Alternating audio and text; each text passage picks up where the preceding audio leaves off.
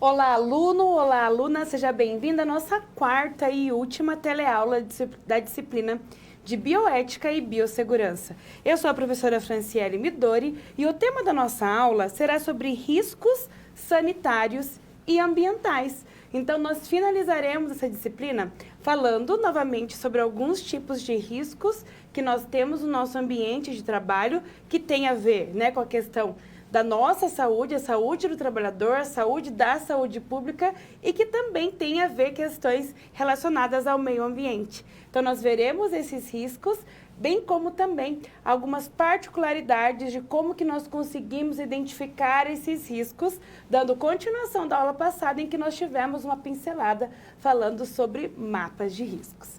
Nós teremos também, na nossa aula, o nosso momento, para a gente finalizar essa aula também, do Kahoot, do nosso quiz. Então, eu passo para vocês agora o número do PIN, que é o 445188, para vocês já entrarem. Coloquem o número do PIN, vocês podem entrar por meio do navegador ou por meio do aplicativo, colocando a sua identificação, o seu nome e o local em que você está, para que, se você aparecer aqui no nosso ranking, a gente consiga te identificar, tá? Então, 445188. Nós teremos 2 momentos do nosso Kahoot, na metade da nossa aula e depois no final da aula, com o primeiro bloco, 4 questões, e para finalizar, mais 4 questões, para a gente fixar o conteúdo, relembrar algumas questões, alguns temas que nós estamos, então, refletindo na nossa aula de hoje.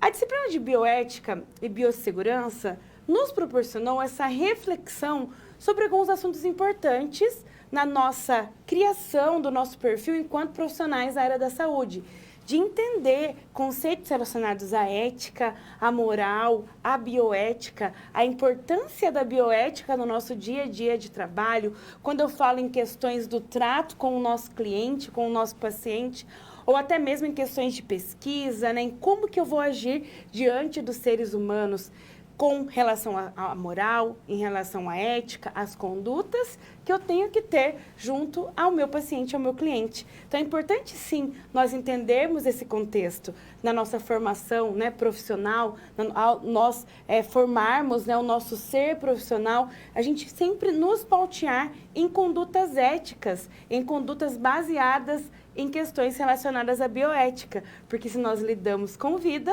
nós então lidamos com a bioética em todo, isso faz parte, é algo inerente à nossa profissão. Nós vimos também na nossa disciplina alguns conceitos relacionados à biossegurança. Fizemos aquela introdução, aprendemos o que é a biossegurança e o quanto isso faz parte do nosso dia a dia de trabalho, enquanto profissionais da área da saúde, em todas as nossas ações, em nossos procedimentos, nós temos que agir baseado em questões relacionadas à bioética. Vimos sobre esse conceito, sobre as legislações, e aprendemos sobre alguns riscos, os riscos que nós podemos identificar no nosso dia a dia de trabalho, identificar por meio de mapas de risco, saber também conduzir adequadamente os resíduos que nós produzimos no nosso dia a dia de trabalho, pensarmos em questões relacionadas à parte sanitária, ao meio ambiente, à nossa saúde ocupacional e o quanto que esses rejeitos, esses resíduos, se eles são descartados de forma incorreta na sociedade, no nosso meio ambiente, pode causar vários malefícios.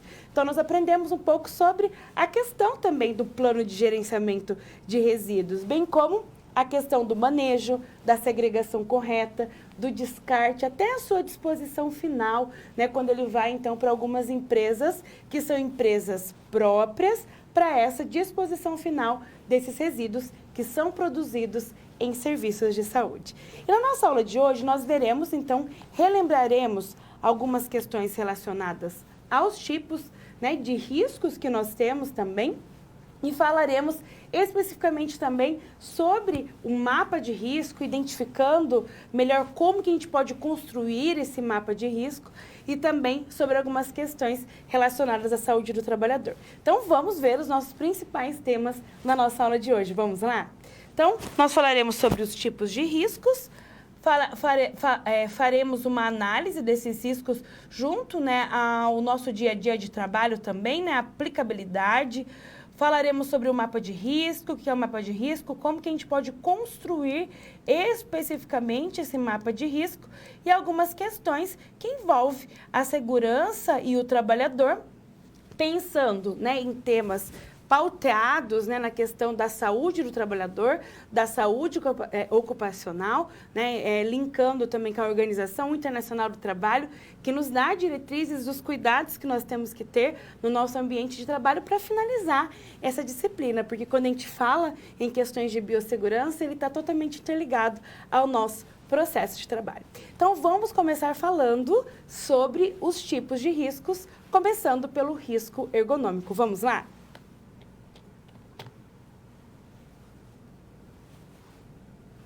Dentre vários riscos que nós temos no nosso ambiente de trabalho, risco químico, risco físico, risco biológico, o risco ergonômico é algo muito presente, né, na nossa vida profissional, enquanto profissionais da área da saúde. E muitas vezes a gente não se preocupa com isso.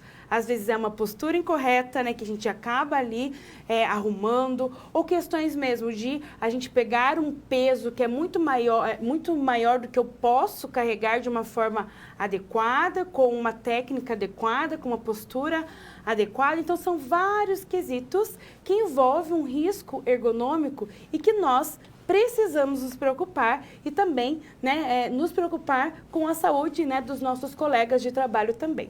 Então, vamos falar mais sobre esse risco ergonômico.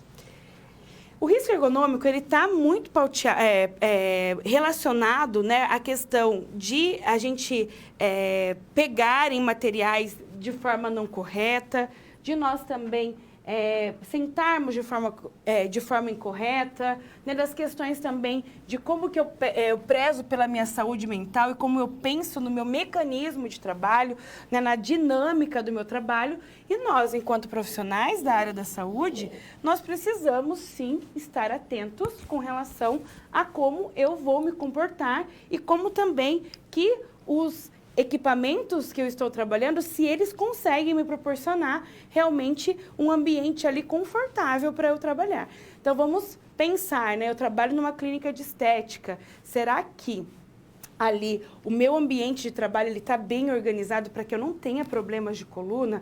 Que eu consiga atender a minha cliente e eu não tenha ali alguns malefícios que pode não aparecer agora, mas que futuramente possa aparecer, né? Então, eu tenho que ter minha preocupação com relação, né, como que está bem disposto a cadeira, a altura, a maca, né? Todas essas questões eu tenho que pensar no meu ambiente de trabalho, né? Então, para quê? Pensando na minha saúde ocupacional, né? Pensando na minha saúde e também, né, nas consequências futuras que eu posso ter, né, devido à minha não preocupação com esses riscos ergonômicos. Então, voltando para o slide, outra questão importante, né, que envolve são os principais riscos ergonômicos que nós temos, então.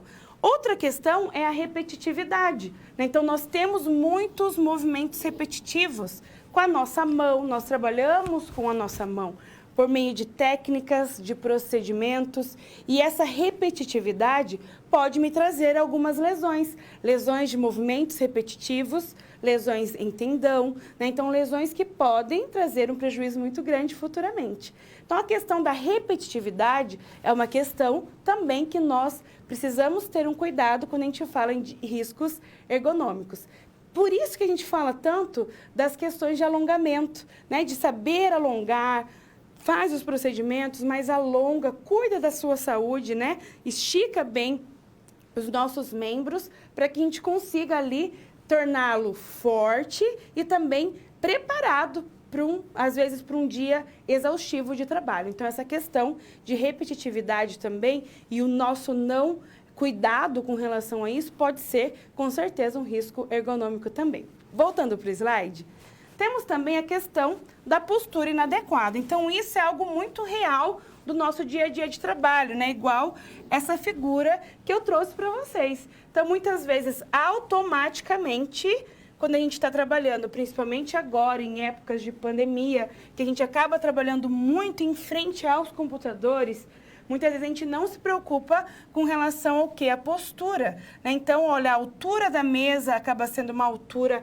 incorreta, que eu preciso ficar, né, com a minha coluna mais envergada e eu fico com uma posição ali em que a minha cabeça ela fica bem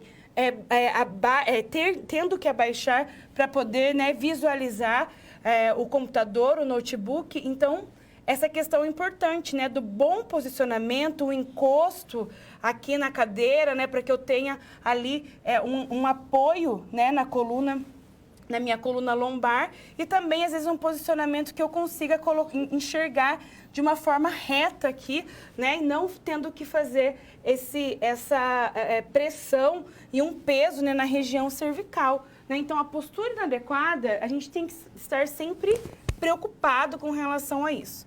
Outra questão também é a iluminação inadequada. É importante a gente ter uma iluminação que ela seja confortável, que não seja nem tão clara, nem tão escura, para que a gente consiga desenvolver nossa atividade de uma maneira adequada também. Outra questão, o ritmo excessivo de trabalho.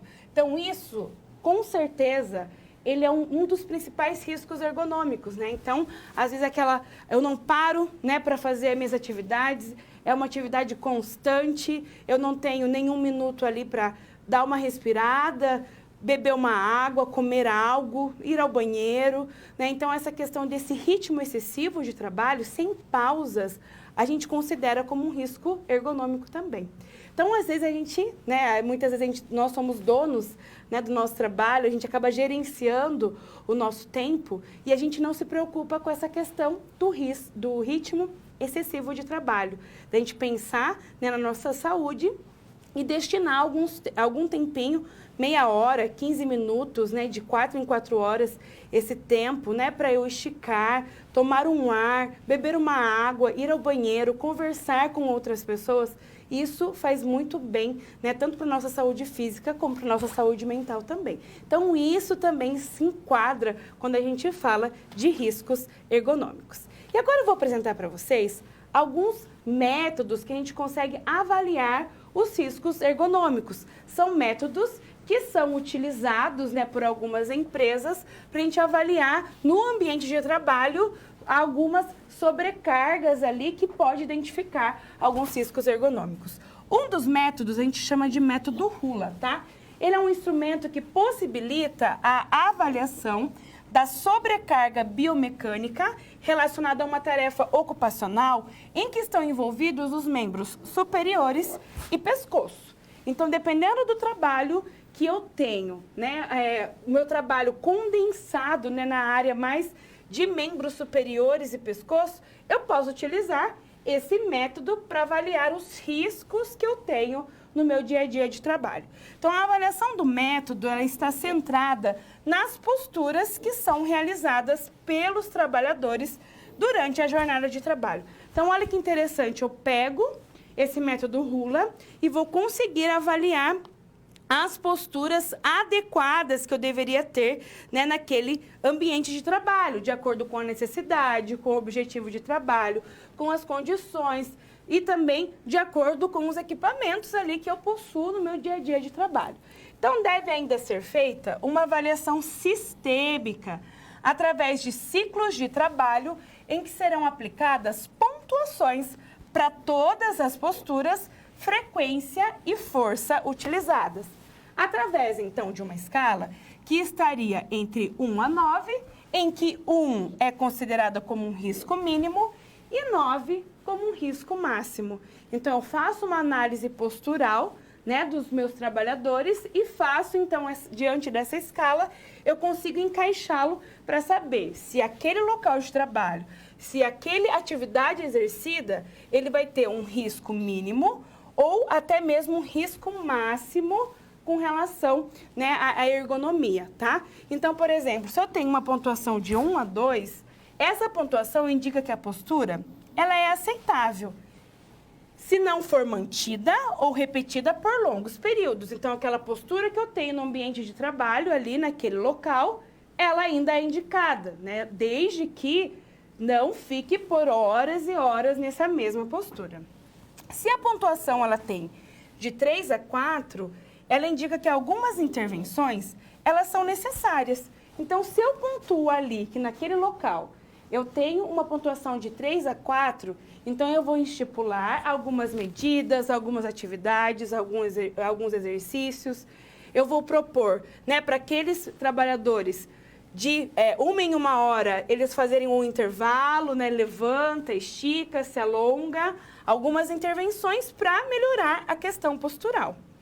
E de 5 a 6, neste caso, já é necessário ter investigação e mudança. Então, aquela postura, ela pode causar prejuízo para o trabalhador.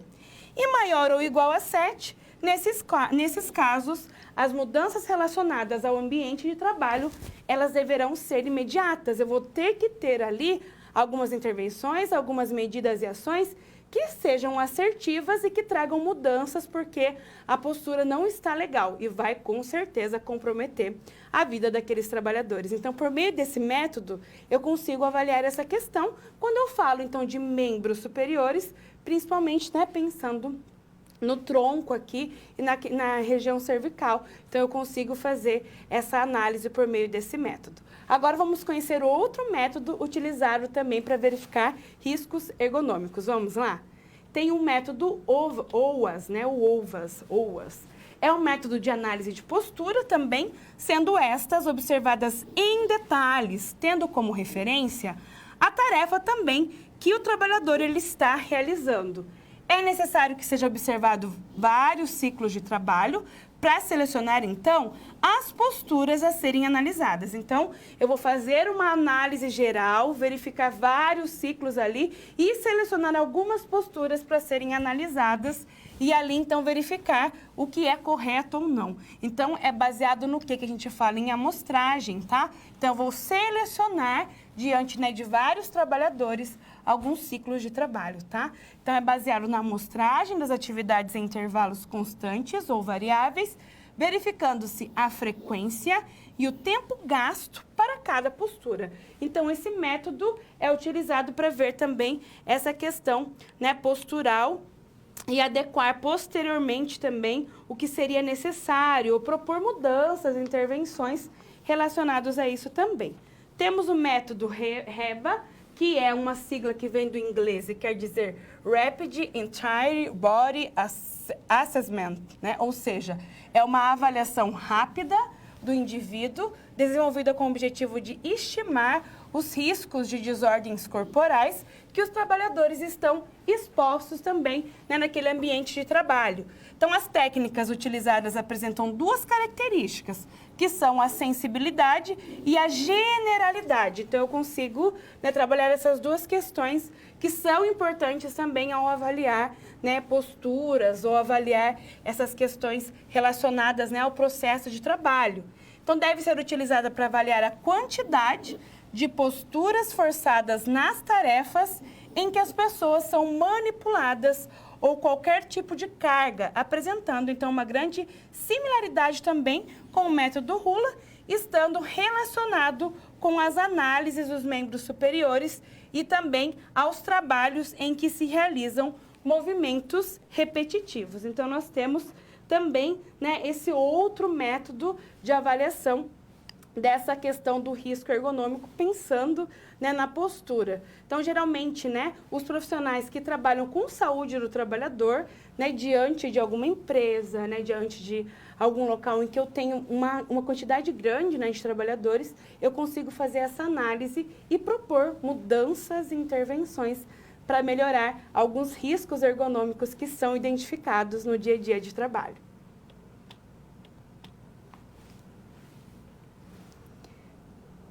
Agora nós falaremos sobre alguns riscos físicos e alguns riscos químicos que nós podemos encontrar também no nosso ambiente de trabalho. Então, vamos identificar cada um desses tipos de riscos, começando pelos riscos físicos, tá?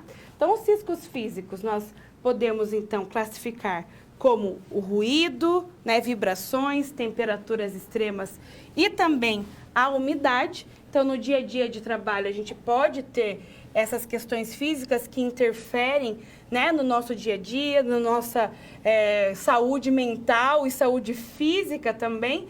E são considerados riscos que nós temos que nos preocupar, né? Às vezes é uma altura muito grande, um ruído excessivo, a temperatura, né? Às vezes não tem o controle de temperatura, ou é uma temperatura muito alta, ou é uma temperatura muito baixa. Então, isso são considerados também riscos físicos. Então, vamos começar falando sobre o ruído, né? Então, o ruído, ele é considerado um incômodo para o trabalho, atrapalhando a comunicação entre as pessoas, provocando uma fadiga, muitas vezes por consequência do ruído, a gente fica até mais cansado, um cansaço mental também. E em casos extremos, podendo causar esse trauma auditivo e alteração fisiológica. Então, dependendo do ruído, se for um ruído que tenha muitos decibéis, né?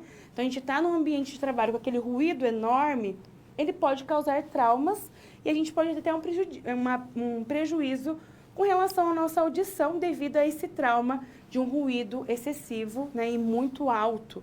Então, ele é considerado um risco físico que é presente em alguns tipos de trabalho, principalmente quando a gente fala, né, em trabalhos relacionados com a construção civil, né? Então, alguns tipos de trabalho que precisa ter os equipamentos de proteção individual, né, os protetores auriculares, para abafar esse ruído e não trazer, né, alguns prejuízos para esses trabalhadores. Então, vamos pensar, né, vamos refletir o quanto é ruim nós estarmos trabalhando concentrado em algum procedimento, em alguma questão ali que precisa realmente de uma atenção especial e aquele ruído forte nos nossos ouvidos, né? Então, isso traz um transtorno muito grande. E agora eu vou falar para você alguns tipos de ruído que nós temos então, tá? Vamos começar falando sobre o ruído contínuo. Então, aquele ruído, como o próprio nome diz, aquele ruído contínuo, que às vezes ele não é tão alto,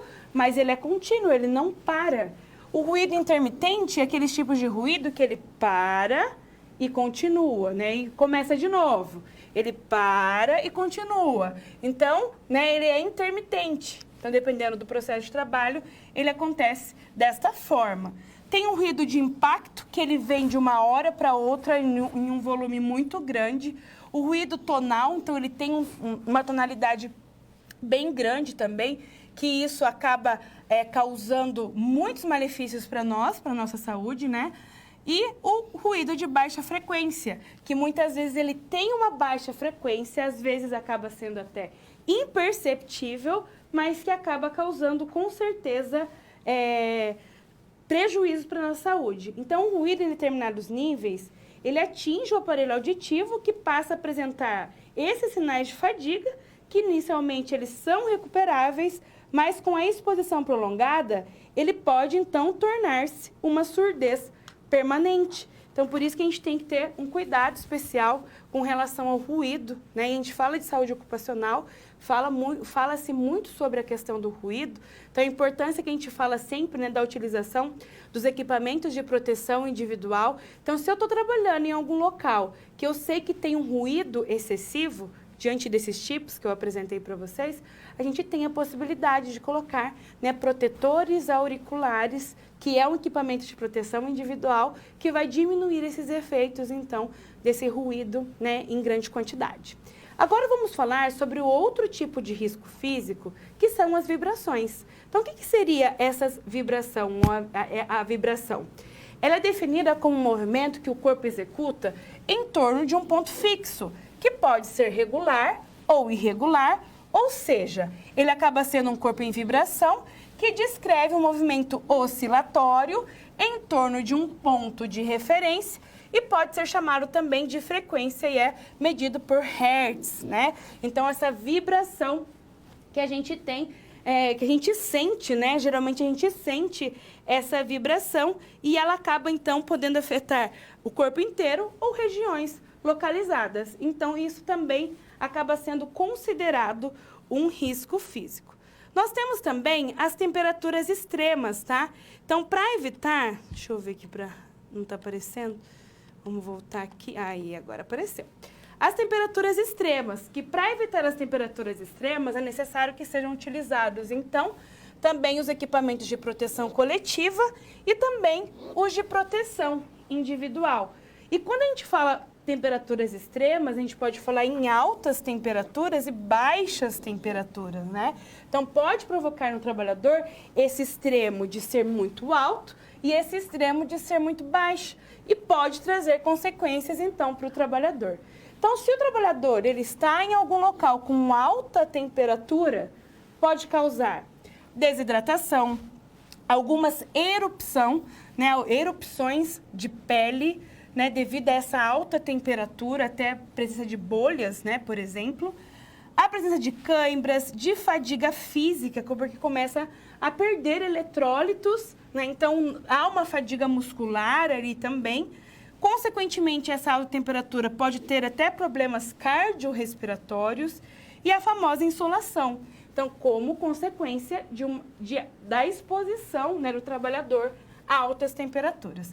Mas nós também podemos ter essa exposição a baixa temperatura. Então, dependendo do local em que trabalha, não tem, né, um controle de temperatura para aumentar. Então, é um frio excessivo. O frio excessivo, ele pode causar feridas no trabalhador, a necrose na pele, porque diminui a circulação, então não tem, vai acontecendo as isquemias que a gente chama, né, que devido a essa parada realmente da circulação, principalmente de extremidades, então vai trazendo essa necrose na pele. Agravamento de doenças reumáticas devido a essa baixa temperatura e também a predisposição para doenças das vias aéreas, né? Então, se eu tenho uma baixa temperatura, eu também, consequentemente, ali posso ter alguns prejuízos relacionados à minha parte respiratória. Então, dependendo do trabalho em que eu exerço, eu tenho que ter equipamentos de proteção coletiva e individuais para minha proteção térmica, tanto para alta temperatura como para baixa temperatura. Então, querendo ou não, isso é um risco físico também que nós podemos identificar. E agora vamos conhecer outro tipo de risco também que está relacionado ao ambiente de trabalho, né, que nós precisamos nos preocupar. Então, nós temos também a umidade, que as atividades realizadas em locais com umidade excessiva são capazes de produzir danos à saúde dos trabalhadores.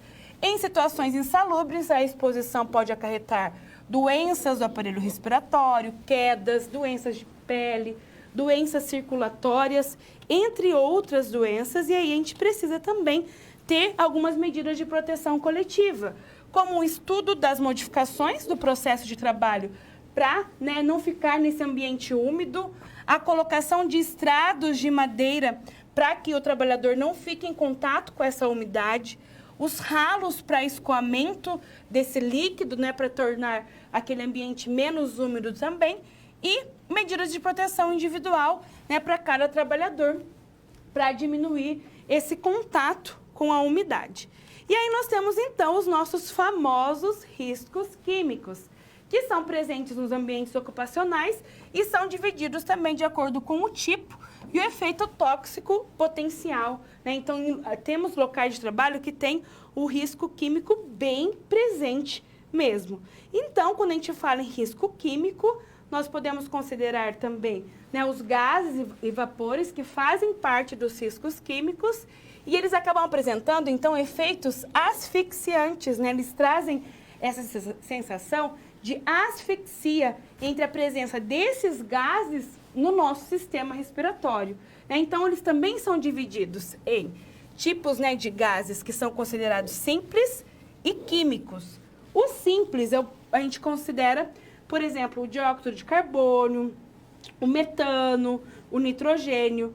E os que são considerados químicos, o monóxido de carbono, o gás cianídrico. Então, ele tem ainda uma mistura química junto com esses gases também. E aí, eles fazem essa diferença, né, entre os gases simples e gases químicos.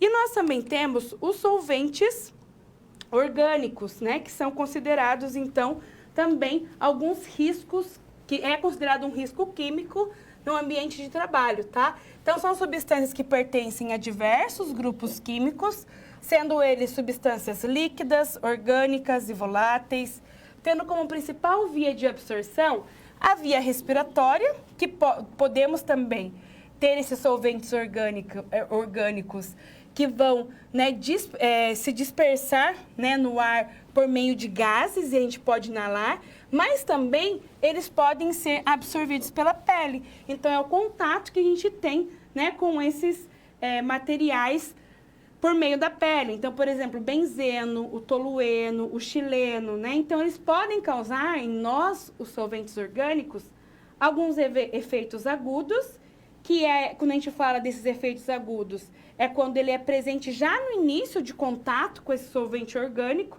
e ele vai desaparecendo lentamente após a exposição, mas também a gente tem os efeitos crônicos, que são, então, o contato com pequenas doses, com exposição ao longo do tempo, né? Às vezes é um contato mínimo do dia a dia, que a gente vai ficando exposto a esse solvente, né? E aí ele pode causar um efeito mais crônico. Então, temos o efeito agudo, quando a gente entra em contato e esse sintoma, né? O próprio líquido ali, ele vai desaparecendo com o tempo, bem como também com os malefícios, né? Que pode causar para nós. E o efeito mais crônico, que é aquele contato a longo prazo, tá? Então, são tipos de medicamentos que nós utilizamos, né? Que esse contato que pode ser pela pele ou pela inalação de algum líquido que ele se torna, né, gás, né, junto ao meio ambiente, ao ambiente que nós estamos, e se a gente inala, a gente pode também ter uma intoxicação, mas geralmente é um contato pela pele, né, de nós pegarmos em algum medicamento que tem algum produto químico, né, por meio de algum procedimento, que acaba sendo, então, algo relacionado aos riscos químicos que a gente pode ter no nosso dia a dia de trabalho.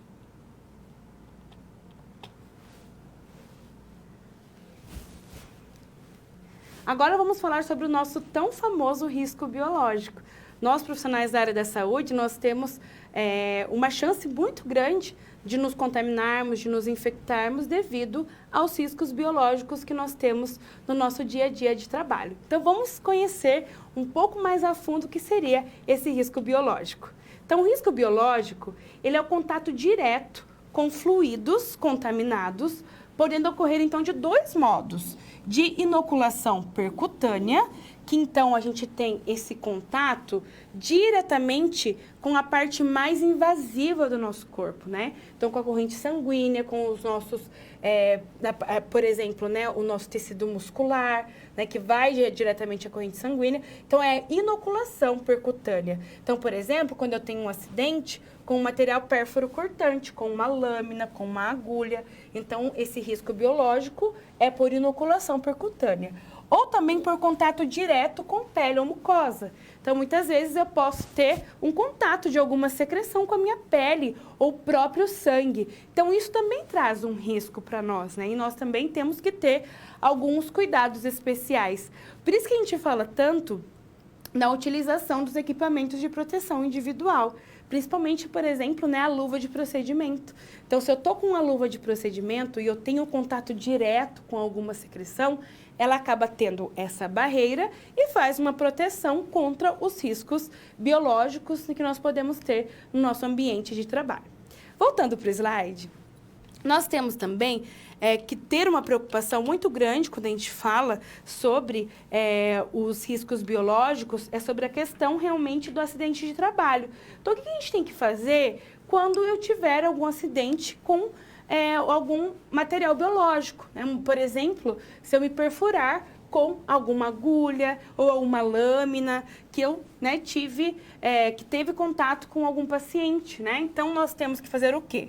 Comunicar imediatamente por meio da emissão do CAT, né, que ele é sobre o acidente de trabalho, né, um cadastro ali para a gente fazer essa notificação, né, de acidente de trabalho, encaminhar o acidentado profissional para o hospital. Os hospitais, eles têm protocolos específicos para tratar, né, o profissional ali que teve contato com algum agente biológico, que ele está exposto a esse risco biológico, né? Então, um acidente de trabalho. Então, cada hospital ele tem um protocolo específico e encaminhar esse CAT, então, para o sindicato correspondente para ter as medidas, né, cabíveis com relação à questão do trabalho também, né? É importante que haja esse controle, essa verificação posterior do profissional, né, que teve esse acidente, esse acompanhamento, né, para que ele não tenha nenhum prejuízo futuros com relação a esse acidente.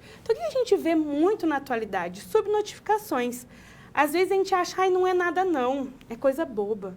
Mas esse acidente, essa notificação e esse acompanhamento, né, do profissional que passa por algum acidente com material pérfuro-cortante ou contato, né, de alguma secreção que vai na nossa mucosa, né, às vezes a mucosa oral, ou também a nossa mucosa ocular, e que pode sim, futuramente, ou até no mesmo momento, causar, né, alguma infecção, né, uma contaminação, a hepatite B, né, o HIV, né, que são questões aí que realmente estão presentes, né, no nosso dia a dia, a gente consegue, então, diminuir as chances desse trabalhador ter, né, alguma doença futura que pode ser em decorrência desse acidente. Então, é importante a gente não esconder. Se teve o acidente, a gente vai procurar os meios, né, para a gente nos respaldar e também cuidar da nossa saúde. Né? Então, é importante, sim, ter todo esse cuidado. Pode ser, eu conheço a fonte, eu conheço a minha cliente, a minha paciente, eu sei que ela não tem nenhuma doença. Mas é melhor a gente, com certeza, fazer todo o passo a passo, todo o protocolo, porque é uma questão que a gente está cuidando da nossa saúde. E também a gente vai dar um respaldo ali para o nosso cliente, para o nosso paciente, de que a gente toma as condutas necessárias quando há algum acidente. Então, todo mundo está sujeito a ter acidente de trabalho, mas nós precisamos, sim, tomar as medidas cabíveis de uma forma responsável para diminuir, com certeza, né, agravos futuros em decorrência desse acidente. Voltando para o slide, nós temos também... Opa, deixa eu voltar aqui só uma questão. E o SUS, né, ele tem a Previdência Social e o Ministério do Trabalho que traz esse respaldo também com relação a esse tipo de acidente de trabalho.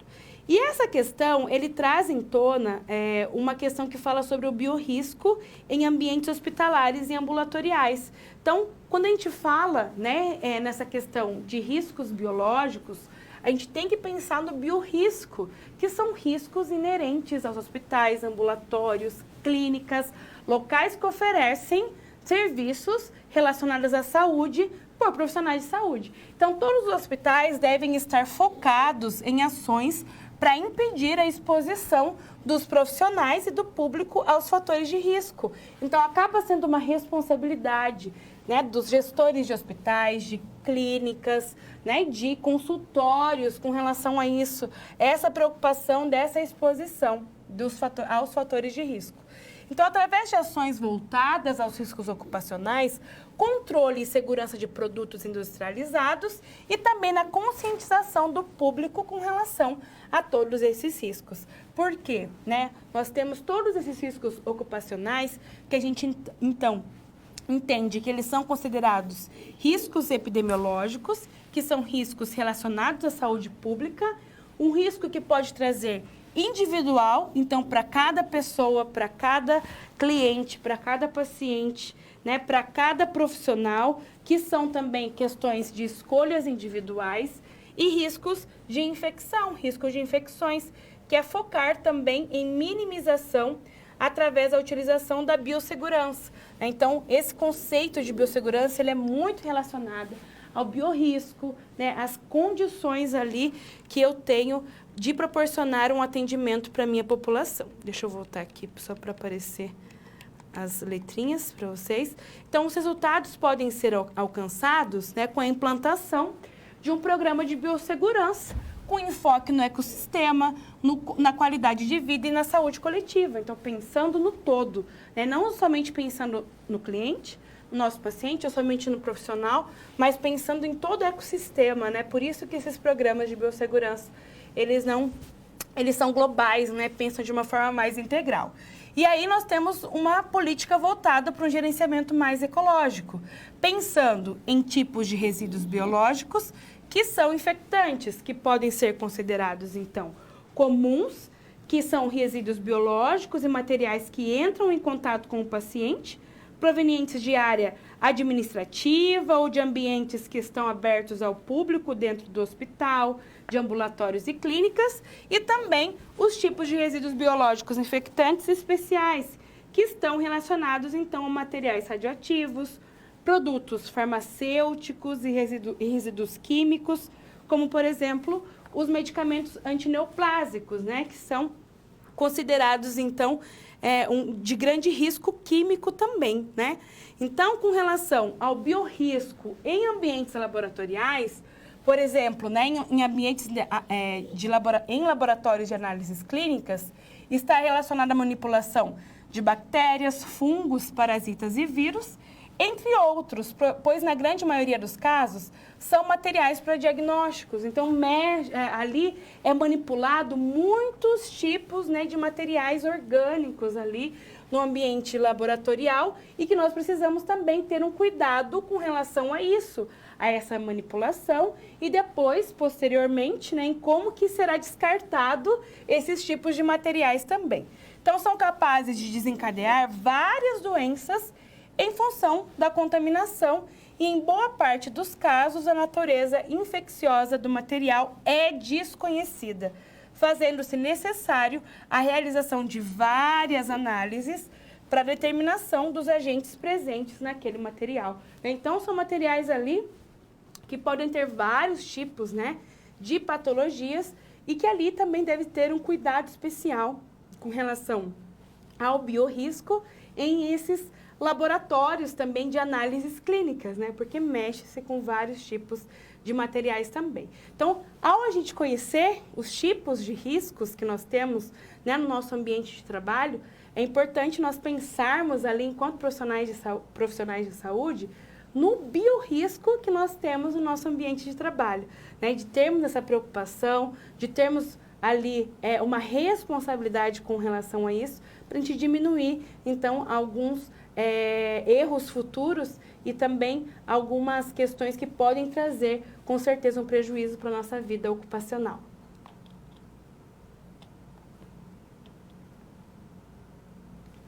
Agora eu vou trazer para você uma situação, problema, que envolve essa questão do biorrisco. Vamos conhecer? Então, o Ministério da Saúde ele enviou um ofício para o Fórum dos Conselhos Federais de Saúde, convidando todos os presidentes dos conselhos para uma reunião com o ministro sobre o quê? Cujo tema seria o biorrisco nos hospitais públicos. Foi solicitado um estudo que será realizado pelos conselhos para a elaboração de um programa que será oferecido para os alunos da área da saúde que irá se formar, mostrando a importância do cuidado no dia a dia de trabalho. Então, quais os principais pontos que precisam ser levados em consideração para a elaboração do programa que deverá ser oferecido para todos os alunos da área da saúde? Então, diante dessa problemática, vamos ajudar, né, eles a organizarem essas questões relacionadas ao biorrisco nos hospitais públicos. Então, o que nós precisamos nos atentar? Ter uma atenção no cuidado com o sangue e outros fluidos corporais, de como que será realizado o manejo, o controle desses resíduos, desses dejetos que são produzidos no ambiente em saúde, de serviços de saúde, os cuidados com a higiene e limpeza dos hospitais públicos, como que é realizado, né? Quais as medidas de biossegurança que estão relacionadas a essa questão da higiene e limpeza, ao controle, a protocolo específico para isso. A importância de lavar as mãos, a higienização das mãos, se há um estudo, se há ali uma capacitação, um treinamento para a equipe com relação à importância da higienização das mãos, sobre a falha nos processos de desinfecção, esterilização e asepsia de alguns objetos que são utilizados nos hospitais. Há esse controle, há falhas no processo, como que nós podemos consertar essas falhas nos processos? Cuidado com o seu próprio rosto durante o contato com o paciente infectado. Há um controle? Como que é realizado esse controle? Existe equipamento de proteção individual que faz com que haja essa proteção, né, do rosto contra quando a gente cuida de um paciente infectado? evitar o contato com os vômitos, tosses e os espirros dos pacientes. Há uma capacitação, há treinamentos que falam sobre essa importância de nós utilizarmos equipamentos de proteção individual ao contato com esses fluidos corporais e que eles podem também causar algumas doenças para o profissional. Então, a gente precisa utilizar de equipamentos, de EPIs, para nossa proteção. Então, são pontos importantes que podem ser levantados diante dessa situação, de ser abordados nesses hospitais públicos, para que a gente consiga pensar nos biorriscos que os trabalhadores e também não só os trabalhadores, mas como também todos os clientes, os pacientes que estão ali naquele local podem ter de riscos naquele local. Então, a gente tem que pensar, sim, em medidas para a gente diminuir esses riscos e ter um ambiente mais seguro para todos nós.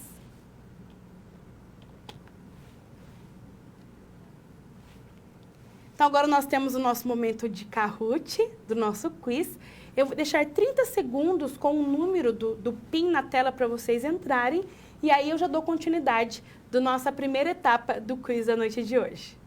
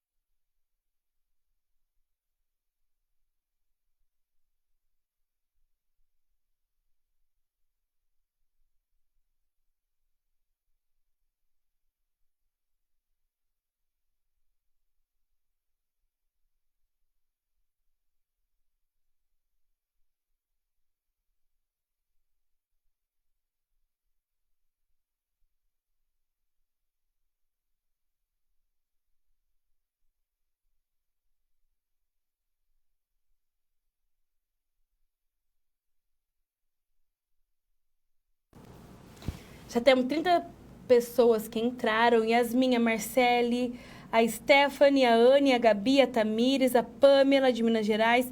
Sejam todos bem-vindos, tá? Então, vamos começar? Então, as 4 primeiras perguntas são referentes a esse bloco, tá?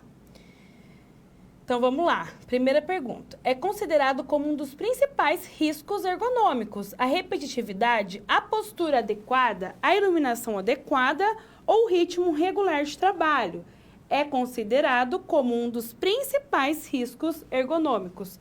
Repetitividade, vermelho. Postura adequada, azul.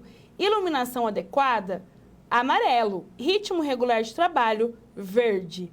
6 pessoas responderam, 9 pessoas já responderam. Vamos ver quantas pessoas irão acertar. 4 pessoas acertaram, ó. Considerado como um dos principais riscos ergonômicos, a repetitividade. Aí nós temos a postura inadequada, a iluminação inadequada e o ritmo mais rápido, de trabalho, tá?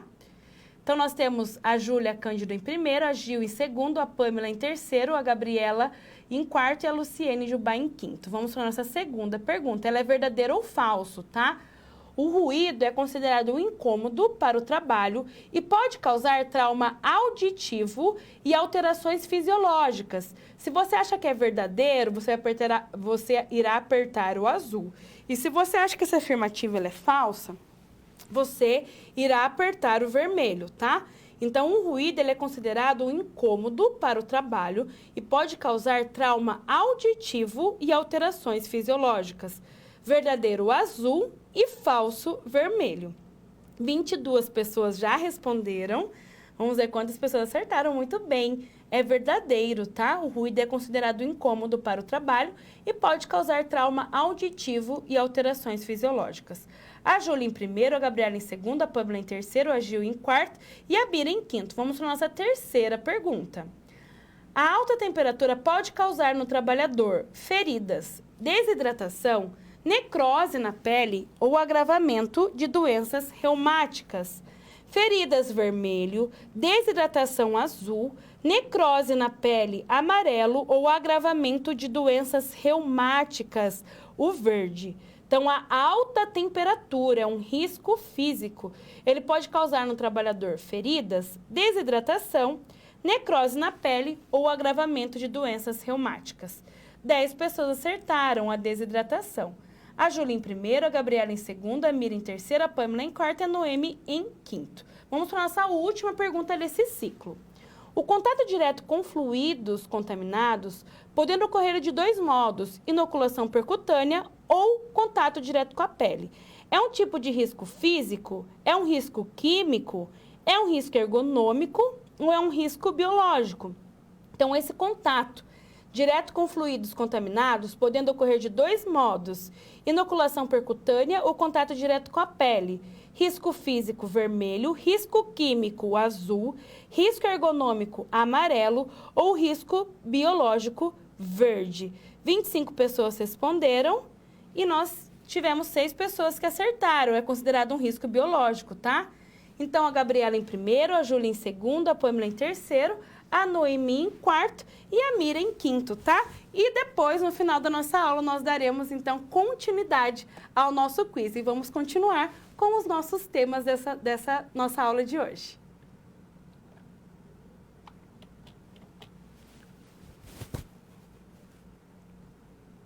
Agora nós falaremos sobre um mapa de risco.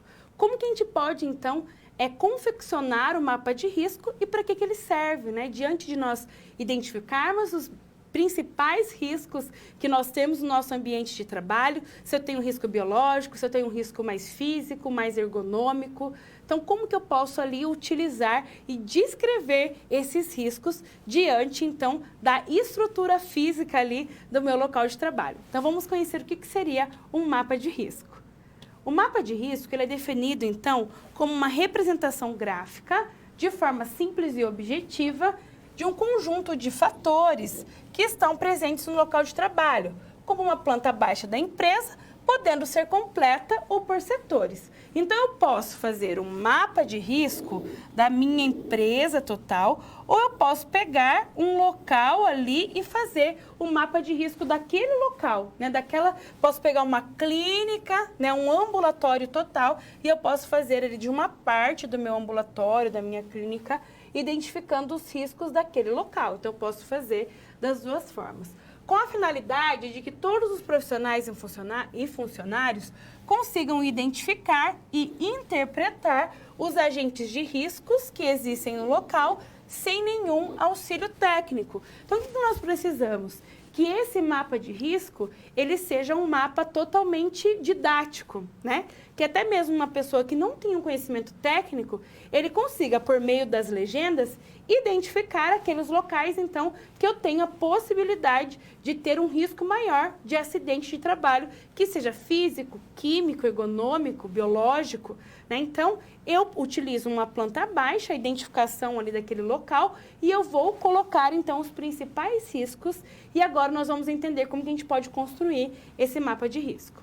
Voltando para o slide, então, quais seriam as etapas para a elaboração do mapeamento de risco? Compreender e conhecer os processos de trabalho no local analisado. Então, é importante eu conhecer como que acontece o dia a dia de trabalho, quais os locais que são utilizados, quais são os procedimentos que são realizados em cada local. Então, eu preciso conhecer a dinâmica ali de trabalho também. Identificar, posteriormente, então, os riscos existentes naquele local analisado. Então, eu tenho um risco biológico, eu tenho um risco químico. Qual o risco ergonômico que eu tenho? Identificar as medidas preventivas existentes e a sua eficácia. Então, ali eu tenho, nesse local, a presença de extintor, eu tenho a presença de outro equipamento de proteção coletiva que me traz essa questão preventiva. Quais equipamentos de proteções individuais que são utilizados naquele local também. Identificar os indicadores de saúde daquele local e conhecer os levantamentos ambientais já realizados no setor. Então, pode ser que já foi realizado o mapa de risco anterior. Então, já foi feito um estudo sobre os principais riscos daquele local. Então, por meio desse dado, eu atualizo. Eu utilizo o dado que foi levantado junto com as evidências que eu encontrei e isso me ajuda também na construção desse mapa de risco. Voltando para o slide, Nós temos também, né, para elaborar o mapa de risco, é necessário que os funcionários do local, escolhido para o referido estudo, participem da construção desse mapa, através da entrega de registros, de riscos que eles observaram individualmente, e isso em conjunto à Comissão Interna de Prevenção de Acidentes, ou seja, a CIPA. Né? A CIPA ela trabalha em conjunto, então, para, com certeza, ajudar, junto aos trabalhadores, a identificação desses riscos no ambiente de trabalho. E aí, nós temos, então, que saber algumas informações fundamentais para a construção desse mapa de risco. Então, saber, por exemplo, como que funciona os processos de trabalho no local que será avaliado. É preciso saber também qual é o número total de funcionários, o gênero e as idades, porque isso também acaba interferindo na dinâmica e também nos riscos, né, ocupacionais. Então, é importante a gente saber quantos funcionários trabalham naquele local, né, os gêneros, as suas atividades, a idade, tudo isso colabora com certeza para a construção do mapa de risco. A quantidade de materiais, equipamentos, instalações e suprimentos disponíveis, porque ao realizar o mapa de risco, por meio de uma planta baixa, que é um mapa, né, daquele local, a gente identifica também os locais dos equipamentos, para a gente ter um panorama geral, realmente, né, de como que acontece aquele processo de trabalho e onde está a maca, né, onde está a mesa, onde está uma cadeira. Né, então, é importante essa identificação de alguns equipamentos também. Voltando para o slide, também a forma de organização do trabalho, como o arranjo físico, né, o ritmo de trabalho, o método de trabalho, a postura de trabalho, a jornada de trabalho e os turnos de trabalho. Tudo isso também auxilia com certeza na realização desse mapa de risco. Após o levantamento dessas informações, então deverá ser identificado todos os riscos existentes no local, de acordo com a classificação específica dos riscos ambientais, biológicos, químicos, físicos, né, ergonômicos, riscos de acidentes, né? Então, são alguns riscos que a gente pode identificar ali naquele local. A avaliação das medidas preventivas existentes e a sua eficácia, a utilização dos equipamentos de proteção, tanto coletiva como individual. Então, deverá estar essas informações muito bem identificadas também no mapa de risco. A utilização de medidas de higiene e conforto, como a utilização, né, de banheiros, lavatórios, vestiários, né, armários, bebedouro, o refeitório e a área de lazer. Se tem, então, esses tipos de ambientes ali que fazem alguma ligação com esse local que nós estamos identificando os riscos, ou de forma geral, quando eu faço um mapa de risco institucional, né? E a identificação dos indicadores de saúde. Então, esses indicadores, eles nos darão alguma base, né, do que eu estou melhorando com relação à saúde ocupacional dos meus trabalhadores. Também vou verificar as queixas mais frequentes e comuns entre os trabalhadores expostos aos riscos, quais foram os últimos acidentes de trabalho ocorridos naquele local, as principais doenças profissionais diagnosticadas e também as causas mais frequentes de faltas no trabalho. Então, todas essas informações, elas são importantes, porque aí a gente consegue fazer um link também, se após a identificação dessas questões, desses riscos, nós conseguiremos diminuir, né, a questão da falta no trabalho, do acidente de trabalho. Então, a gente tem um parâmetro e a gente consegue, então, fazer esse comparativo posterior à realização, né, desse mapa de risco e dessa identificação de dados que são importantes ali e são contabilizados diante de todos os trabalhadores. Então, é importante a gente fazer essa identificação, né, desses temas, né, desses assuntos, para que a gente consiga depois avaliar se está sendo efetiva as medidas que foram estabelecidas naquele local também.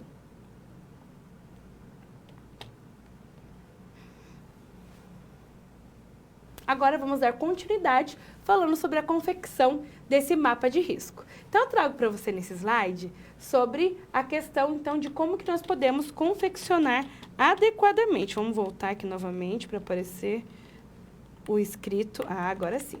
Então, o que a gente identifica? os grupos de risco, que são os riscos físicos, químicos, biológicos, ergonômicos e por acidente. E aí a gente identifica o quê? Uma cor para cada grupo de risco. Então, geralmente, por exemplo, o risco físico, nós destinamos a cor verde. O risco químico, o vermelho. O risco biológico, o marrom. O risco ergonômico, o amarelo. E o risco de acidentes, azul, tá? Então, são cores que acabam sendo pré-estabelecidas. É claro que pode acontecer de uma instituição, de algum local que está preparando o mapa de risco, eles modifiquem a cor. Mas o que é importante nós analisarmos? A questão do que? Da legenda. Né? Então, sempre dentro de um mapa de risco, a gente vai ter as legendas com as cores que a gente pode fazer essa comparação, essa identificação para saber, né, diante do que nós estamos vendo, daquele mapa de risco, o que está descrito naquela legenda. Mas, geralmente, são utilizadas estas cores para esses grupos de riscos.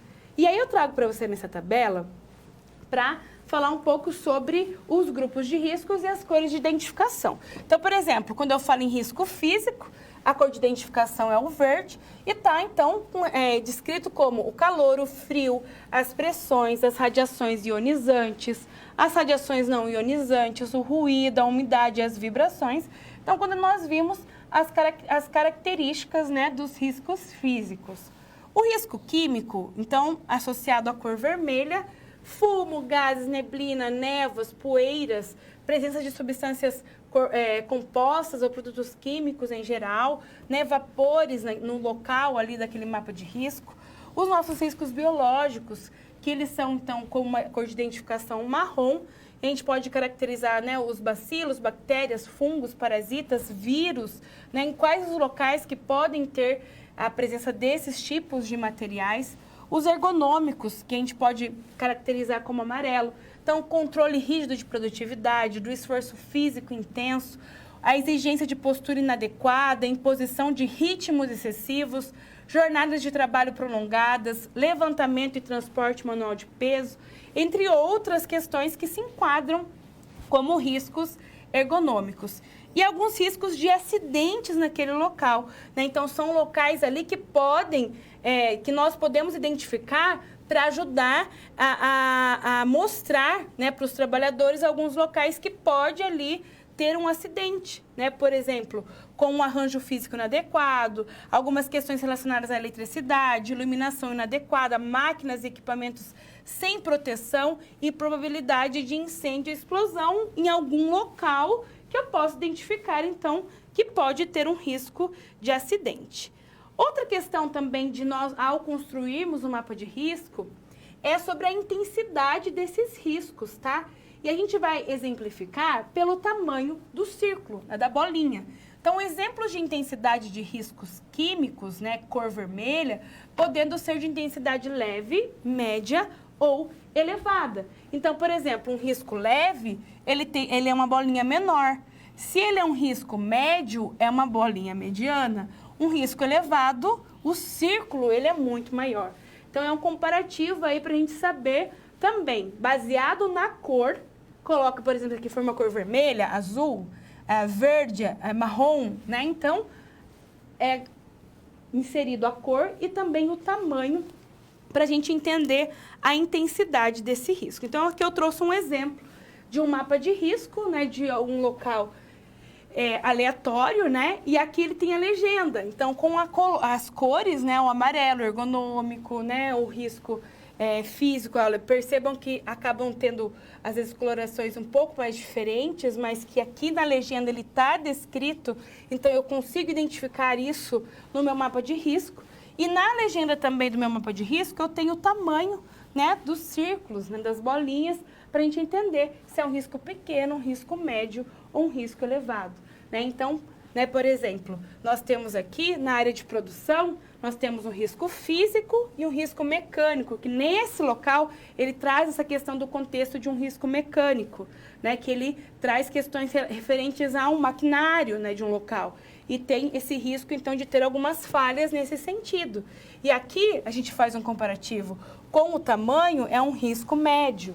Né? Então, a gente consegue avaliar de acordo com o tamanho dos nossos círculos e também da coloração, cada local, os riscos que são mais presentes, né, nesse local, tá? Então, o mapa de risco, ele tem que ser algo bem intuitivo, assim, que a gente olha e a gente entenda o que está acontecendo por meio da legenda. Eu não entendo nada, né, de risco ou do dia a dia de trabalho daquele local, mas eu vou olhar, porque geralmente o mapa de risco ele fica em um local de fácil acesso, que todo mundo pode olhar e identificar os riscos daquele local, então eu consigo ali perceber os principais riscos que eu tenho nesse ambiente, tá? Então, ele ajuda nesse sentido, com certeza. Voltando para o slide, então, a gente pensa muito, quando a gente fala em mapa de risco, da minimização de riscos. Então, através da elaboração do mapa de risco e sua efetiva utilização, sem dúvida alguma, essa empresa estará tendo uma diminuição no número de acidentes e também uma diminuição no número de afastamento dos seus funcionários. Então, considerando isso, com certeza, um risco zero de acidente, né? Tentando chegar nesse risco zero, né? Para diminuir os riscos ali de ter acidentes de trabalho e que pode prejudicar, né, a vida de uma pessoa, da sua família e também, né, de todas as pessoas que estão ao seu redor.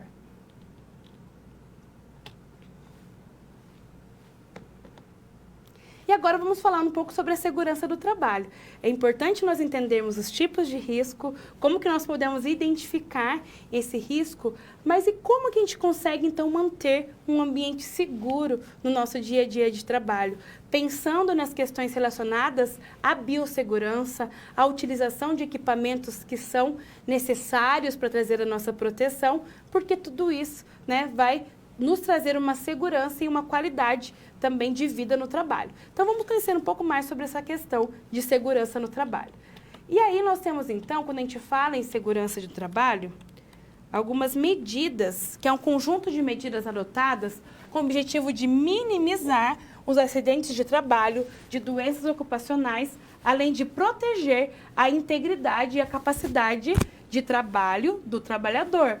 Então, quando a gente fala em segurança do trabalho, é um conjunto de medidas que nós temos, né, que ter para tentar diminuir o máximo possível de acidentes e de consequências ali que podem ser prejudiciais para os trabalhadores.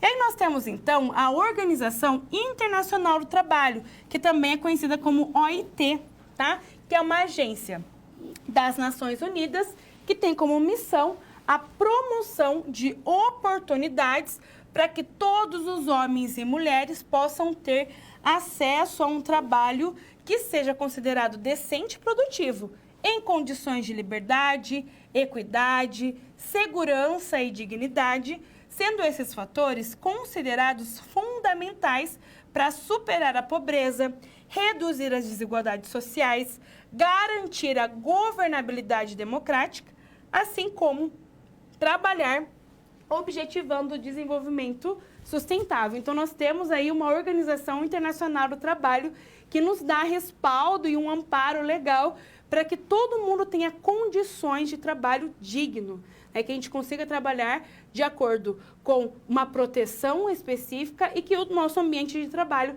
não seja um ambiente de trabalho danoso, que cause prejuízos para a nossa saúde, para a nossa vida e da nossa família também. Voltando para o slide, então nós temos alguns objetivos estratégicos da Organização Internacional de Trabalho, como, por exemplo, a liberdade sindical e reconhecimento efetivo do direito de negociação coletiva. Então, por meio da OIT, ele traz essa questão, né, do auxílio da questão sindical, né, de liberdade de participação ou não, essa questão em que o sindicato ele entra com negociações coletivas em prol do trabalhador. Então, isso são também estratégias da Organização Internacional do Trabalho. A eliminação das formas de trabalho forçado, de trabalho escravo, que não tenha condições de trabalho digno para a população. A abolição efetiva, por exemplo, do trabalho infantil também. Então, isso é algo internacional, né? Então, isso ele trabalha em todos os países, né, para tentar diminuir esse trabalho escravo, trabalho infantil.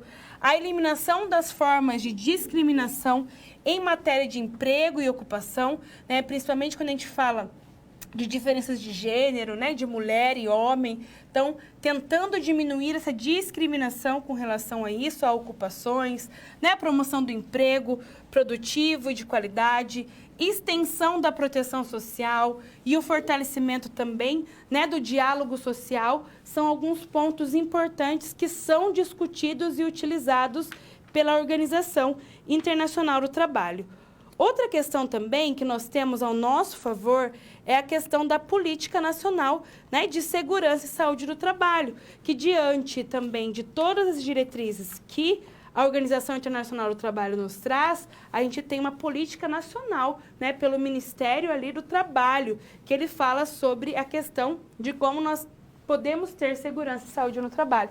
Então, tem o decreto de número 7.602, de 2011, que traz, então, como objetivo a promoção da saúde e a melhoria da qualidade de vida do trabalhador e ainda a prevenção de acidentes e de danos à saúde que estejam relacionados ao trabalho ou com o que ocorre no curso dele, através da eliminação ou redução dos riscos nesse ambiente. Então, essa questão realmente política que nós tanto falamos, né, diante das políticas públicas de saúde e do trabalho também, nós temos essa política que traz um respaldo. Tanto é que a gente tem, até mesmo quando a gente fala em vigilância em saúde, a gente tem a vigilância da saúde do trabalhador. Diante dessa vigilância da saúde do trabalhador, é que nós vemos, então, esse cuidado, essa fiscalização, essa vistoria com relação ao cuidado junto ao trabalhador, com relação, né, aos riscos, ao ambiente de trabalho, para que os trabalhadores tenham, com certeza, um ambiente digno e que ele consiga exercer o trabalho da melhor forma possível, diante, né, das preocupações que nós temos que ter realmente de proteção, né, aos trabalhadores. Então, nós temos ali políticas públicas que dão esse respaldo também e que nós precisamos também nos atentar e valorizar com certeza, né, que a saúde do trabalhador ela é muito importante e nós precisamos ter essa conscientização no nosso dia a dia de trabalho, né, diminuindo os riscos, tentando nos proteger, porque com certeza a nossa saúde é o nosso bem maior, né? Então, nós precisamos nos proteger, com certeza, utilizar de medidas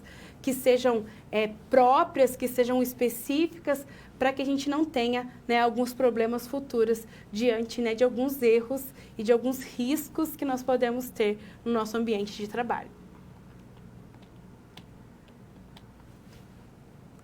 E agora vamos resolver uma situação, problema que fala sobre um mapa de risco em um hospital. Vamos conhecer?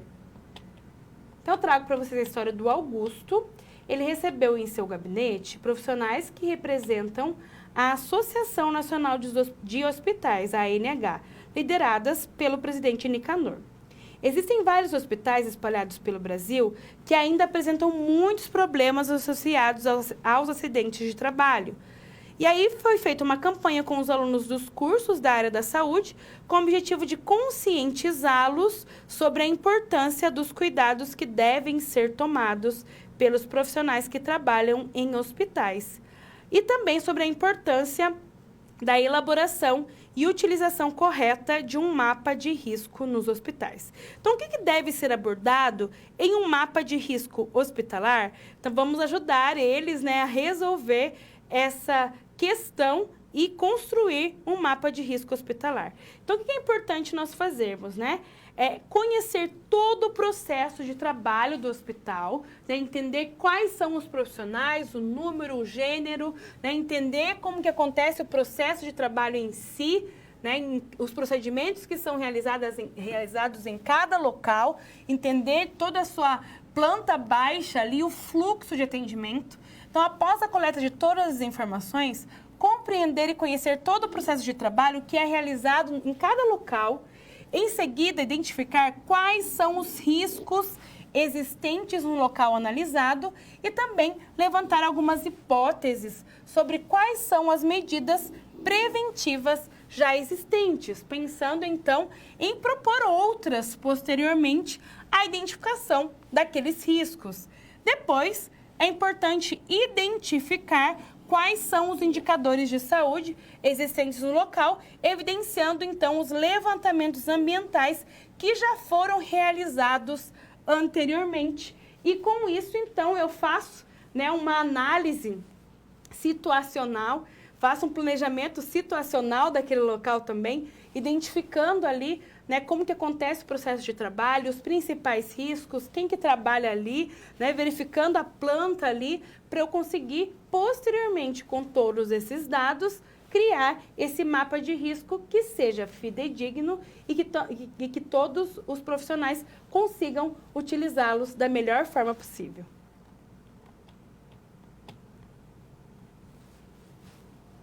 E agora vamos dar continuidade ao nosso Kahoot de hoje para nós finalizarmos a nossa aula. Vamos lá?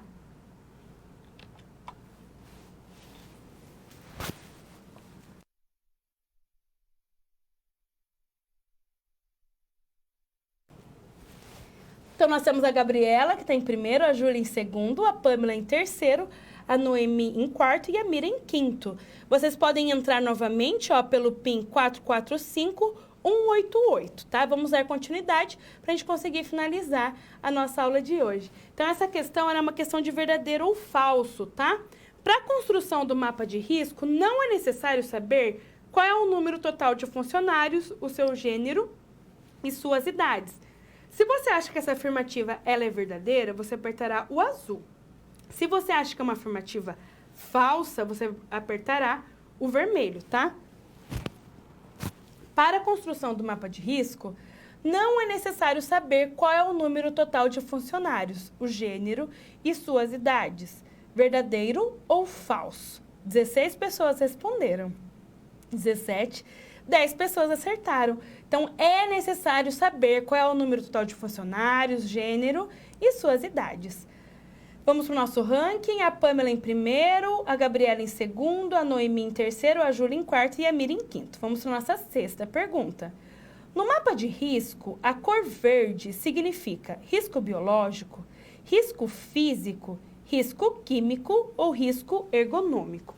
No mapa de risco, a cor verde significa risco biológico, o vermelho, você aperta o vermelho. Risco físico, você aperta o azul. O risco químico, o amarelo. E o risco ergonômico, o verde. Então, no mapa de risco, a cor verde significa qual dos riscos? Vamos ver quem acertou. O risco físico, tá? Então, o risco físico, ele é caracterizado ali pela cor verde. Então, 8 pessoas acertaram. A Pamela em primeiro, a Gabriela em segundo, a Noemi em terceiro, a Júlia em quarto e a Jade em quinto. Vamos para a nossa penúltima pergunta. Com relação à intensidade dos riscos, o círculo menor, ele significa um risco leve, um risco médio ou um risco elevado? Risco leve é vermelho, risco médio azul e o risco elevado, o amarelo. Com relação à intensidade dos riscos, o círculo menor, ele significa risco leve, risco médio ou risco elevado.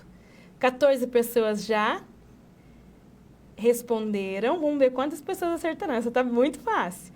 8, o risco leve, tá? O menor risco, círculo, ele é considerado um risco mais leve. A Pamela em primeiro, a Gabriela em segundo, a Noemi em terceiro, a Júlia em quarto e a Jade em quinto. Vamos para a nossa última e decisiva questão. A OIT é uma agência das Nações Unidas que tem como missão a promoção de um trabalho considerado decente e produtivo. Se você acha que essa afirmativa é verdadeira, você apertará o azul. Se você acha que ela é falsa, você apertará o vermelho. A OIT, a Organização Internacional do Trabalho, é uma agência das Nações Unidas que tem como missão a promoção de um trabalho considerado decente e produtivo. 17 pessoas responderam, 20. Nossa última pergunta da disciplina. Vamos ver quantas pessoas acertaram, 16, muito bem. A OIT ela é uma agência das Nações Unidas que tem como missão a promoção de um trabalho considerado decente e produtivo. Vamos para o nosso último ranking, nosso pódio. A Noemi ficou em terceiro. Em segundo lugar, nós temos a Jade. E em primeiro lugar, vamos ver quem ficou, a Pamela de Minas Gerais. Pessoal, muito obrigada pela participação de vocês. Parabéns para quem esteve aqui no pódio, mas para todo mundo que participou do nosso Kahoot nessas 4 aulas que nós tivemos. A nossa aula, a nossa disciplina, nós falamos, então, em questões importantes, né, do nosso comportamento enquanto profissionais de saúde, que preza por questões relacionadas à bioética e à biossegurança. Então, nós pincelamos, refletimos em algumas situações que com certeza faz parte do nosso dia a dia de trabalho. Eu espero que vocês tenham conseguido entender um pouco da essência dessa disciplina, né, entendendo questões de bioética e de biossegurança, e que vocês consigam aplicar isso na vida profissional de vocês da melhor forma possível. Desejo um ótimo estudo, eu estou à disposição de vocês e até a nossa próxima oportunidade de estarmos juntos. Tchau, tchau!